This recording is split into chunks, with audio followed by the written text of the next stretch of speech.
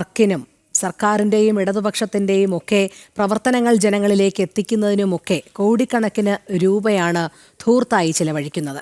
അതിൻ്റെ ഒരു ഉദാഹരണമായി മാറുകയാണ് 2031 കേരളത്തെക്കുറിച്ച് ചിന്തിക്കാൻ സംസ്ഥാന സർക്കാർ മുടക്കുന്നത് 1 കോടിയോളം രൂപ എന്നുള്ളതാണ്.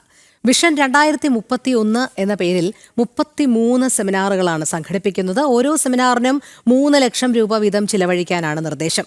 ഒക്ടോബർ 1 മുതൽ 30 വരെയാണ് ഭാവി കേരളത്തെക്കുറിച്ച് ചിന്തിക്കുക. നിയമസഭാ തെരഞ്ഞെടുപ്പ് ലക്ഷ്യമിട്ടാണ് സെമിനാറുകൾ സംഘടിപ്പിക്കുന്നത് എന്നാണ് ആക്ഷേപമുയരുന്നത്. ഈ വാർത്തയുടെ കൂടുതൽ വിവരങ്ങളുമായി പ്രജിത്ത് മോഹനൻ ചേരുന്നു. പ്രജിത്ത്, ഭാവി കേരളത്തെക്കുറിച്ച് ചിന്തിക്കുന്നതിനായി വിവിധ സെമിനാറുകൾ, ഓരോ സെമിനാറിനും 3 ലക്ഷം രൂപ മുതൽ മുടക്കി അങ്ങനെ 33 സെമിനാറുകൾ, ഏകദേശം 1 കോടിക്ക് മേൽ തുകയാണ് ഇക്കാര്യത്തിൽ ചിലവഴിക്കുന്നത്. എന്താണ് സംസ്ഥാന സർക്കാർ ഇതുകൊണ്ട് ഉദ്ദേശിക്കുന്നത്?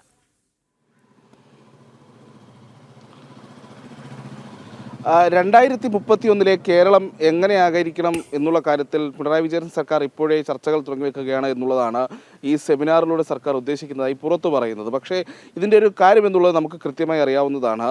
തദ്ദേശ തെരഞ്ഞെടുപ്പ് അടുത്ത് നിൽക്കുകയാണ്. അതുകൊണ്ട് തന്നെ ഓരോ വകുപ്പുകളും എന്തൊക്കെ കാര്യങ്ങൾ ചെയ്തു, എന്തൊക്കെ കാര്യങ്ങൾ തങ്ങൾ ചെയ്യും എന്നൊക്കെയുള്ള ഒരു പരസ്യ പ്രചാരണം സർക്കാർ നടത്തേണ്ടിയിരിക്കുന്നു. ഓരോ വകുപ്പുകളും ചെയ്ത കാര്യങ്ങളൊക്കെ മേന്മ നടിക്കേണ്ട ആവശ്യമുണ്ട്.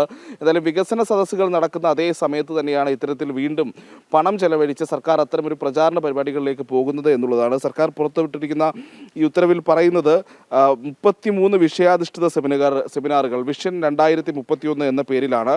അതിന് ആ സർക്കാരിൻ്റെ ഉത്തരവിൽ കൃത്യമായി ഇങ്ങനെയാണ് പറയുന്നത്: കേരളത്തിൻ്റെ സമഗ്രവും സുസ്ഥിരവുമായ വികസനത്തിന് വഴിയൊരുക്കാനും 2031 കേരളത്തെ വികസിതവും പുരോഗമനപരവുമായ ഒരു സംസ്ഥാനമാക്കി മാറ്റുന്നതിനുമുള്ള വികസന പദ്ധതികൾക്ക് രൂപം നൽകുന്നതിന് വേണ്ടിയാണ് സർക്കാർ ഇത്തരത്തിൽ ഒരു സെമിനാറുകൾ നടത്തുന്നതെന്നാണ്. ഓരോ വകുപ്പുകളുമായി പ്രധാനപ്പെട്ട 33 വകുപ്പുകളിലും ഈ രീതിയിലുള്ള സെമിനാറുകൾ സംഘടിപ്പിക്കണം. അത് 33 വിഷയങ്ങളായിരിക്കണം എന്നുള്ളതാണ് ഈ നിർദ്ദേശമെല്ലാം നൽകിയിരിക്കുന്നത്. ഇത് ഈ 33 സെമിനാറുകൾ പൂർത്തിയാക്കിയിട്ട്, അതായത് ഒക്ടോബർ മാസത്തിലാണ് ഈ സെമിനാറുകൾ പൂർത്തിയാക്കേണ്ടത്. അതിനുശേഷം ജനുവരിയിൽ നടക്കുന്ന മറ്റൊരു പ്രധാനപ്പെട്ട കോൺക്ലേവ് ഉണ്ട്. ആ കോൺക്ലേവിൽ ഈ വിഷയത്തിൽ സെമിനാറുകളിൽ ഉരുത്തിരിഞ്ഞ വിഷയങ്ങൾ, ആശയങ്ങൾ മുന്നോട്ട് കൊണ്ടുവരണം എന്നും ഈ ഉത്തരവിൽ കൃത്യമായി പറയുന്നുണ്ട്. അതിന് വിവിധ ജില്ലകളിൽ വിവിധ മന്ത്രിമാർക്ക് ഈ സെമിനാറുകളുടെ ചുമതലയുണ്ട് എന്നുള്ളതാണ്. ഓരോ സെമിനാറിലും 5000 മുതൽ 1000 ആളുകളെ വരെ പങ്കെടുപ്പിക്കണം എന്നതാണ് പ്രധാനപ്പെട്ട മറ്റൊരു നിർദ്ദേശം. അതായത് സർക്കാരിൻ്റെ അവതാരങ്ങൾ വാഴ്ത്തിപ്പാടുന്ന സെമിനാറുകൾ സംഘടിപ്പിക്കുക. അതോടെ 2031 കേരളത്തെ ഒരു വികസിത കേരളമാക്കി മാറ്റുന്നതിന് അടുത്ത തെരഞ്ഞെടുപ്പിലും തങ്ങളെ അധികാരത്തിലെത്തിക്കണം എന്നുള്ള ഒരു കാര്യം പറയുക എന്നുള്ളത് തന്നെയാണ് ഈ സെമിനാറുകളിലൂടെ സർക്കാർ ഉദ്ദേശിക്കുന്നത്. തർക്കമില്ലാത്ത കാര്യമാണ്. എന്തായാലും തെരഞ്ഞെടുപ്പ് അടുക്കുകയാണ്. അതോടെ ഈ തദ്ദേശ തെരഞ്ഞെടുപ്പിനൊപ്പം തന്നെ നിയമസഭാ തെരഞ്ഞെടുപ്പും വരുന്നു. അപ്പോൾ നിയമസഭാ തെരഞ്ഞെടുപ്പിൽ തങ്ങളെ എന്തുകൊണ്ട് വിജയിപ്പിക്കണം എന്നതിന് ഒരു തെരഞ്ഞെടുപ്പ് പ്രചാരണ ലക്ഷ്യം കൂടി മുൻനിർത്തിയാണ് ഇത്തരം സെമിനാറുകൾ സംഘടിപ്പിക്കുന്നതിനുള്ളത് തർക്കമില്ലാത്ത കാര്യമാണ്. എന്തായാലും ഈ പാനലിസ്റ്റുകളെ കണ്ടെത്തുക, മറ്റ് നിർദ്ദേശങ്ങളൊക്കെ നൽകിയിട്ടുണ്ട്. സെമിനാറിന് ശേഷം ഒക്ടോബർ 30 ഈ സെമിനാറുകളുടെയൊക്കെ റിപ്പോർട്ടുകൾ, അതിൻ്റെ രേഖകളൊക്കെ സർക്കാരിന് സമർപ്പിക്കണമെന്നും ഈ നിർദ്ദേശത്തിൽ പറയുന്നുണ്ട്. ഇതിൽ ഏറ്റവും പ്രധാനപ്പെട്ട കാര്യം ഈ 33 സെമിനാറുകൾക്കും ഓരോ സെമിനാറിനും 3 ലക്ഷം രൂപ വെച്ച് ചെലവഴിക്കണം എന്നുള്ളതാണ് സർക്കാർ പറയുന്നത് എന്നുള്ളതാണ്. അതായത് 1 കോടിയോളം രൂപ ചെലവഴിച്ച് സർക്കാരിൻ്റെ പ്രചാരണ പ്രവർത്തനങ്ങൾക്ക് അല്ലെങ്കിൽ നിയമസഭാ തെരഞ്ഞെടുപ്പിൽ തങ്ങളെ അധികാരത്തിൽ എന്തുകൊണ്ട് എത്തിക്കണം എന്നുള്ള കാര്യം പറയുന്ന ആ ഒരു പ്രചാരണ പരമ്പരയ്ക്ക് തന്നെ സർക്കാർ തുടക്കമിടുകയാണ് എന്നുള്ളതാണ്. നേരത്തെ വികസന സദസ്സുകളുമായി ബന്ധപ്പെട്ട തദ്ദേശ സ്ഥാപനങ്ങളിൽ ഏതാണ്ട് 22 കോടിയിലധികം രൂപ ചെലവഴിച്ച് സമാനമായ രീതിയിൽ സംസ്ഥാന സർക്കാരിൻ്റെ പ്രചാരണ പരിപാടികൾ തദ്ദേശ തലത്തിൽ തന്നെ ആരംഭിക്കുന്നതിനുള്ള നീക്കത്തെപ്പറ്റി ജനൻ TV വാർത്ത നൽകിയിരുന്നു. അതിന് സർക്കാർ ഓരോ തദ്ദേശ സ്ഥാപനങ്ങളിൽ നിന്നും ഇത്ര തുക വീതം നൽകണമെന്നുള്ള ആ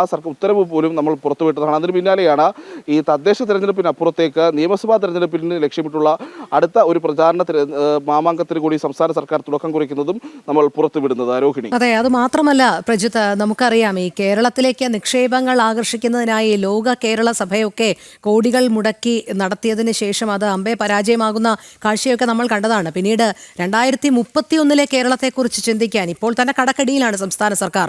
എന്നിട്ടും വീണ്ടും കോടിക്കണക്കിന് രൂപ ചിലവാക്കി ഇങ്ങനെ ഈ സെമിനാറുകൾ നടത്തുന്നതിന്റെ പ്രസക്തി എന്താണ് എന്നുള്ളതാണ്. കാരണം ഇത്തരം സെമിനാറുകൾ നടത്തുന്നു, അതൊക്കെ അന്ന് തന്നെ പോകുന്നു എന്നുള്ളതിൽ കവിഞ്ഞ് മറ്റ് എന്ത് വിഷനാണ് 2031 കേരള സർക്കാർ കൊണ്ടുവരാൻ ഉദ്ദേശിക്കുന്നത്?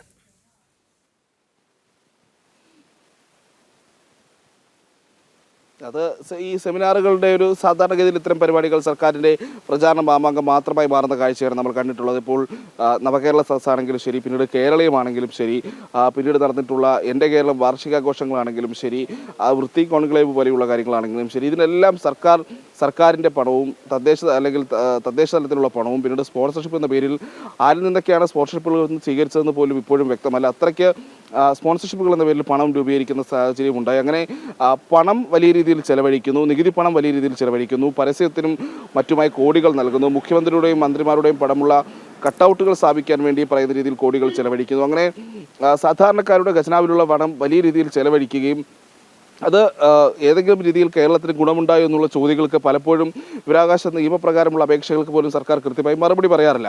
ആ പറയുന്ന പരിപാടികളെല്ലാം പരാജയപ്പെട്ടു എന്നുള്ള കാര്യത്തിലും തർക്കമില്ല. കേരളത്തിലേക്ക് വലിയ രീതിയിൽ നിക്ഷേപം ആകർഷിക്കുമെന്ന് പറഞ്ഞ് നടത്തിയ ലോക കേരള സഭയിലൊക്കെ പിന്നീട് അത്തരത്തിലുള്ള വലിയ നിക്ഷേപങ്ങളൊന്നും കേരളത്തിലേക്ക് വന്നില്ല എന്നുള്ളൊരു യാഥാർത്ഥ്യമാണ്. അങ്ങനെ വീണ്ടും ലോക കേരള സഭയിൽ പങ്കെടുത്തവരെ കൊണ്ട് ശബരിമലയുടെ പേര് പറഞ്ഞ് പ്രത്യേക പ്രിവിലേജ് കാർഡൊക്കെ നൽകി പണം പിരിക്കാനുള്ളൊരു പുതിയ പരിപാടി സംസ്ഥാന സർക്കാരും ദേവസ്വം ബോർഡൊക്കെ തുടങ്ങിയ കാര്യവും നമുക്കറിയാം. അങ്ങനെ കൃത്യമായി ഈ പറയുന്ന പരിപാടികൾ സംഘടിപ്പിക്കുന്നത് കൊണ്ട് സംസ്ഥാനത്തിന് കാര്യമായ നേട്ടമൊന്നും ഉണ്ടാകുന്നില്ല എന്നുള്ളൊരു യാഥാർത്ഥ്യമാണ്.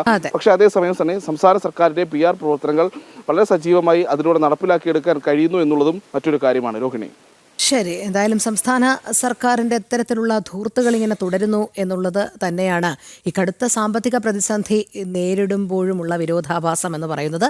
പ്രജിത് മോഹനനാണ് വിവരങ്ങൾ നൽകിയത്.